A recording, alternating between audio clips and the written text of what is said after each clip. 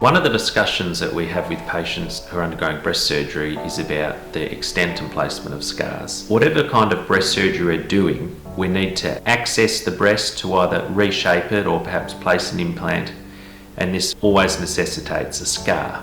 A common question that arises during a consult for breast surgery revolves around the placement and extent of scars. Scarring is something that we take seriously. We like to minimise scars and provide you as fine a scar as we can. Really, it comes down to the individual circumstances of your procedure. For instance, patients having a breast augmentation tend to have minimal scars in that the scars are placed under the breast fold or in some cases around the nipple or in the axilla.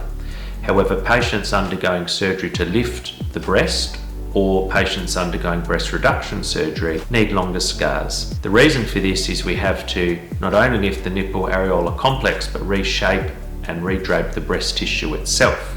Depending on how large of a breast reduction you're doing, for instance, or how much you need to lift the breast, the amount we need to change the envelope for the breast can vary, and this may necessitate longer scars than patients who need a more minor correction. The most common scars run around the areola and then vertically down, and that's known as a lollipop scar, or run around the areola down and under the fold of the breast, and that's called an inverted anchor or inverted T scar. Some surgeons use a hybrid where they go around the areola, down and then laterally under the chest, and that's called an L or a J technique.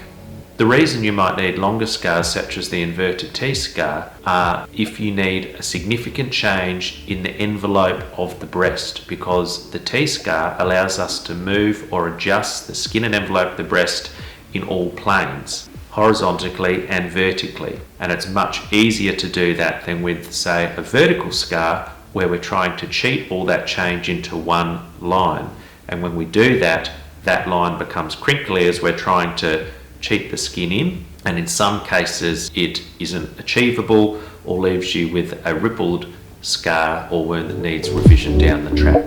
Placement of scars and extent of scars will be discussed with you before you undergo any breast surgery, and it's important to have a good understanding of that before you proceed.